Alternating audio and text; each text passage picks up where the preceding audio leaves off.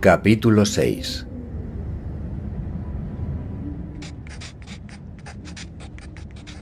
Sería tedioso dar cuenta detallada y consecutiva de nuestro vagar por aquel laberinto cavernoso, muerto durante muchos eones, por entre aquellas construcciones arcaicas, por aquella monstruosa guarida de secretos remotos que ahora respondían con su eco, por primera vez tras incontables eras, al rumor de pasos humanos. Gran parte de aquel horrendo drama y de las espantosas revelaciones procedió del mero estudio de las omnipresentes escenas esculpidas en los muros. Las fotografías tomadas con flash de esos bajorrelieves contribuirán a demostrar la verdad de cuanto estamos descubriendo, y es de lamentar que no lleváramos con nosotros mayor cantidad de película. Cuando se nos acabaron los carretes, hicimos dibujos rudimentarios de algunos de los detalles más destacados en nuestros libros de notas. El edificio en que habíamos entrado era de gran tamaño y complejidad, y nos dio una idea impresionante de la arquitectura de aquel ignoto pasado geológico. Las particiones interiores eran menos gruesas que los muros exteriores, pero en las partes bajas estaban muy bien conservadas. Una complejidad laberíntica caracterizaba la disposición de las piezas, incluidas curiosas irregularidades de nivel, e indudablemente nos hubiéramos extraviado desde el principio de la exploración de no ser por la pista de papeles que fuimos dejando a nuestra espalda. Decidimos explorar primeramente las partes más deterioradas, por lo que ascendimos una distancia de unos 100 pies hasta la planta superior, donde las cámaras se abrían ruinosas y cubiertas de nieve bajo el cielo polar. Efectuamos el ascenso por empinadas rampas de piedra dotadas de travesaños que hacían por doquier las veces de escalera. Las estancias que encontramos tenían todas las formas y dimensiones imaginables, desde salas en forma de estrella de 5 puntas a triángulos y cubos perfectos. Puede decirse que las más de ellas tenían una superficie de 30 pies de ancho, 30 de largo y 20 de altura, aunque encontramos otras de mayores dimensiones. Después de examinar detenidamente las plantas superiores y la del nivel del hielo, bajamos piso por piso a la parte sumergida, en donde pronto advertimos que nos hallábamos en un continuo laberinto de cámaras y pasadizos que probablemente conducían a otras zonas ilimitadas situadas fuera de aquel edificio. El ciclópeo espesor de los muros y las gigantescas dimensiones de cuanto nos rodeaba resultaban curiosamente opresivos. Y algo vago, pero profundamente inhumano, se revelaba en todos los contornos, proporciones, decorados y matices de construcción del arcaico y repulsivo tallado de la piedra. Pronto comprendimos, por lo que revelaban los bajorrelieves, que aquella monstruosa ciudad tenía una antigüedad de muchos millones de años. Aún no podemos explicar los principios de ingeniería que se aplicaron para lograr el anómalo equilibrio y acoplamiento de aquellas inmensas masas de piedra, aunque resultaba claro que se había hecho gran uso de los arcos. Las estancias en que entramos estaban completamente vacías de cualquier objeto portátil, lo que confirmaba nuestra creencia de que la ciudad había sido abandonada deliberadamente. La principal característica de la decoración era el sistema casi universal de bajorrelieves murales que tendían a extenderse en franjas horizontales continuas, de un ancho de 3 pies y dispuestas paralelamente desde el suelo hasta el techo, alternando con listas de igual anchura reservadas para caprichosos dibujos geométricos. Alguna excepción había de esta disposición, pero su preponderancia era completa. No obstante, se veían con frecuencia una serie de medallones embutidos en las franjas de arabescos, pero cuyas lápidas solamente mostraban un conjunto de puntos curiosamente agrupados. Pronto constatamos que la técnica empleada era madura, consumada y de una estética muy evolucionada, correspondiente al más alto grado de civilización.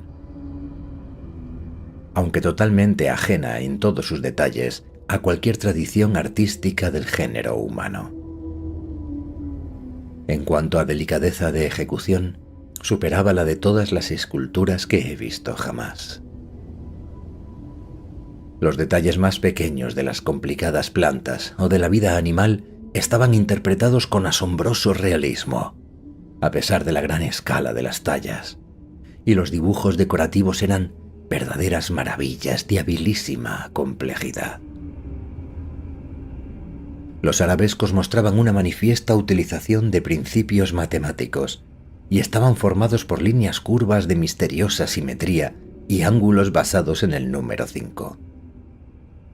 Las franjas de arte representativo se atenían a una tradición muy formalista y revelaban un peculiar tratamiento de la perspectiva, aunque poseían una fuerza que nos afectó profundamente a pesar del abismo de larguísimos períodos geológicos que nos separaba de ellas. El método de diseño se basaba en una singular yuxtaposición de la sección transversal con la silueta bidimensional, revelando una psicología analítica superior a la de cualquier raza conocida de la antigüedad. En vano trataría de comparar aquel arte con otro cualquiera representado en nuestros museos. Quienes vean las fotografías que obtuvimos, es probable que encuentren la analogía más cercana a ellos en ciertos conceptos grotescos de los futuristas más audaces. La tracería de arabescos consistía totalmente en líneas hundidas, cuya profundidad en los muros no erosionados era de entre 1 y 2 pulgadas. Cuando aparecía algún medallón con grupos de puntos en él, evidentemente inscripciones de algún idioma y alfabetos primitivos e ignotos, el rebajamiento de la superficie lisa sería tal vez de 1,5 pulgadas, y la de los puntos quizá media pulgada más. Las franjas de bajorrelieves eran de técnica de embutido y el fondo estaba rebajado como 2 pulgadas en relación con la superficie original del muro. En algunos casos se podían percibir ligeros vestigios de color, pero los incontables eones transcurridos habían desintegrado y hecho desaparecer de forma casi uniforme cualquier pigmento que sobre ellos se hubiera podido aplicar. Cuanto más estudiábamos aquella maravillosa técnica, más admirábamos la obra. Bajo el riguroso convencionalismo se percibía la minuciosa y exacta observación y la habilidad pictórica de los artistas. Y, de hecho, esas mismas convenciones servían para simbolizar y acentuar la verdadera esencia o vital diferenciación de todos los objetos representados. Presentimos también que más allá de esas evidentes excelencias existían otras ocultas que escapaban a nuestra percepción. Algunos rasgos aquí y allá insinuaban vagamente símbolos latentes y estímulos que una capacidad mental y emotiva diferente y un equipo sensorial más completo que el nuestro podía haber dotado de un significado más profundo y conmovedor. Los temas de los bajorrelieves pertenecían evidentemente a la vida de la desaparecida época en que se tallaron y contenían una gran parte de su historia. Era este anómalo sentido histórico de aquella raza primigenia, circunstancia casual que por una coincidencia obraba milagrosamente a nuestro favor, lo que hacía tan asombrosamente informativos los bajorrelieves y lo que nos impulsó a anteponer las fotografías y la transcripción a cualquier otra consideración. En algunas de las cámaras alteraba la disposición habitual la presencia de mapas, cartas astronómicas y otros dibujos de naturaleza científica a gran escala, todo lo cual vino a constituir una ingenua y terrible corroboración de lo que habíamos deducido de las franjas y frisos pictóricos. Al insinuar lo que todo aquello revelaba, únicamente me cabe esperar que mi relato no despierte una curiosidad superior a la sensata cautela en quienes lleguen a creerme. Sería una tragedia que alguien se sintiera atraído por aquellos dominios de la muerte y el horror, tentado precisamente por mis advertencias dirigidas a desalentar de tal empresa. Interrumpían aquellos muros decorados ventanas elevadas y arcos de 12 pies de alto. Unas y otras conservaban los tableros petrificados, profusamente tallados y pulidos, de postigos y hojas de puerta. Todos los accesorios metálicos que habían desaparecido mucho tiempo atrás, pero algunas de las puertas se mantenían cerradas.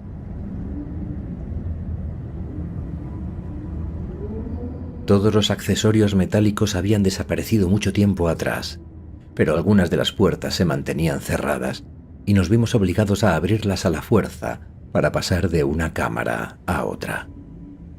Aquí y allá se conservaban, aunque no en número considerable, algunos marcos de ventana con extraños entrepaños transparentes, elípticos los más de ellos. También había abundantes hornacinas de gran tamaño, generalmente vacías, aunque de tarde en tarde alguna contenía un extraño objeto tallado en esteatita verde, que o estaba roto o se consideró de valor insuficiente para justificar su traslado. Había otras aberturas indudablemente relacionadas con desaparecidos utensilios mecánicos de calefacción, iluminación y cosas del tipo que sugerían muchos de los bajorrelieves. Los techos tendían a la sencillez, pero algunas veces estaban decorados con incrustaciones de esteatita verde o con azulejos de varias clases, casi todos ellos desaparecidos. Los suelos estaban en ocasiones igualmente cubiertos de azulejos, pero predominaban los suelos enlosados. Como he dicho anteriormente, no se veían muebles ni enseres, pero los bajorrelieves daban clara idea de los extraños objetos que habían visto aquellos aposentos semejantes a panteones llenos de sonoros ecos. A niveles superiores al de la capa de hielo, los suelos aparecían por lo general cubiertos de escombros y suciedad, pero más abajo, unos y otra disminuían. En algunos de los corredores y aposentos más bajos apenas había sino polvo arenoso o añejas incrustaciones, mientras que en otras estancias se advertía una misteriosa limpieza como de lugar recién barrido. Naturalmente, en donde había habido derrumbamiento, los aposentos bajos estaban tan colmados de escombros como los de arriba. Un patio central, como en otras edificaciones que habíamos visto desde lo alto, libraba a las estancias interiores de la total oscuridad, por lo que rara vez tuvimos que utilizar las linternas eléctricas en las cámaras de arriba, excepto para estudiar los detalles esculpidos.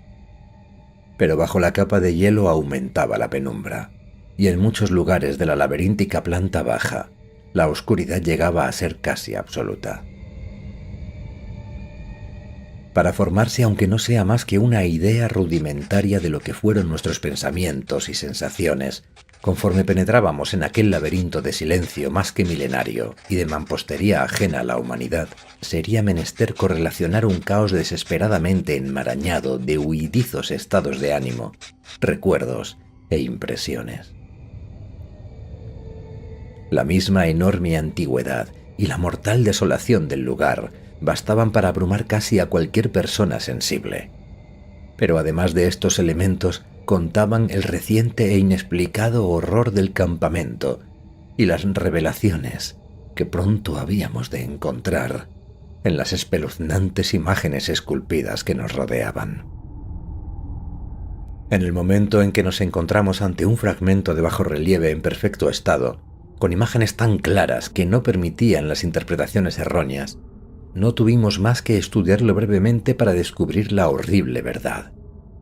Una verdad que sería ingenuo pretender que Danforth y yo, cada uno por su cuenta, no habíamos sospechado con antelación, aunque nos hubiéramos abstenido incluso de insinuárnosla mutuamente. Ya no podía caber ninguna duda acerca de la naturaleza de los seres que habían edificado esta monstruosa ciudad muerta y que habían vivido en ella hacía millones de años, cuando los antepasados del hombre eran mamíferos arcaicos y primitivos, y cuando los gigantescos dinosaurios vagaban por las tropicales estepas de Europa y de Asia.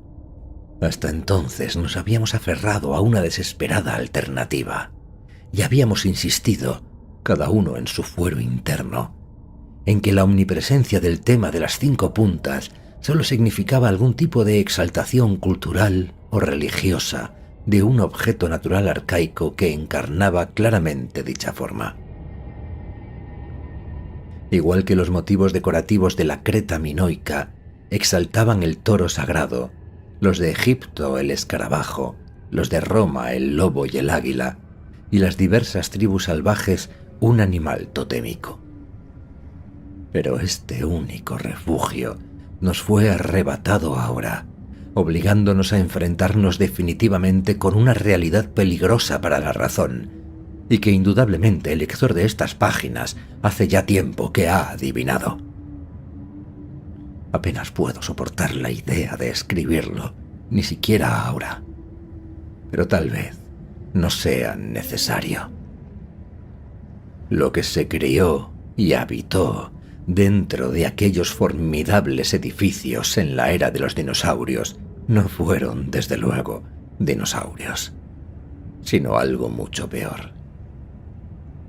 Estos eran seres nuevos y casi desprovistos de cerebro, pero los constructores de la ciudad eran sabios y viejos, y habían dejado ciertas señales en las piedras que, incluso entonces, llevaban colocadas casi 1000 millones de años.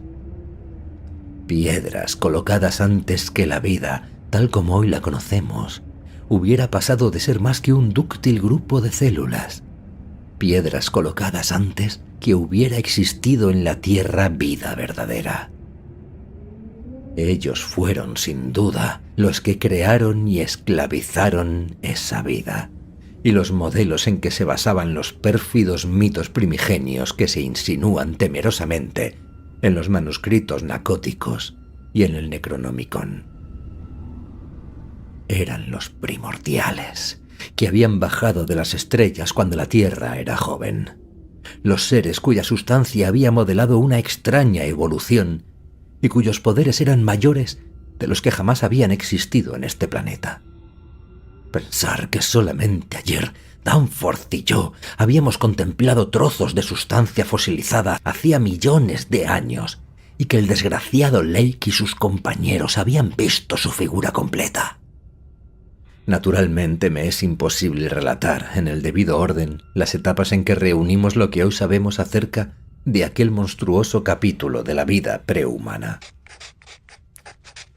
Después de la primera impresión producida por la certeza de las revelaciones, tuvimos que detenernos algún tiempo para reponernos, y eran más de las 3 cuando comenzamos nuestro verdadero recorrido de investigación sistemática.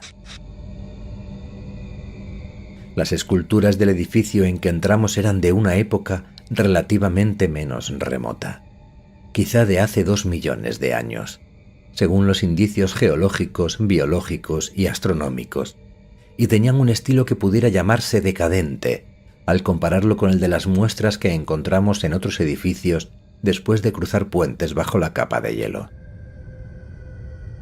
Uno de los edificios, tallado todo él en la roca viva, parecía remontarse a una antigüedad de 40 o quizá 50 millones de años, al Eoceno inferior o Cretáceo superior, y contenía bajorrelieves de un arte superior a todo lo que hasta entonces habíamos encontrado, con una tremenda excepción. Aquella fue, según hemos convenido posteriormente, la vivienda más antigua que atravesamos. De no ser por el testimonio de las fotografías sacadas con la ayuda de Flash, y que se publicarán en breve, me abstendría de decir lo que encontré y deduje, para que no me encerraran por loco. Naturalmente, las partes infinitamente primitivas de este relato compuesto de muchos fragmentos, las que atañen a la vida preterrestre de los seres de cabeza estrellada en otros planetas, en otras galaxias y en otros universos, pueden interpretarse fácilmente como la fantástica mitología de esos mismos seres. Pero esas partes se aproximaban en ocasiones de manera tan prodigiosa a los más modernos descubrimientos de la ciencia matemática y de la astrofísica que apenas sé qué pensar.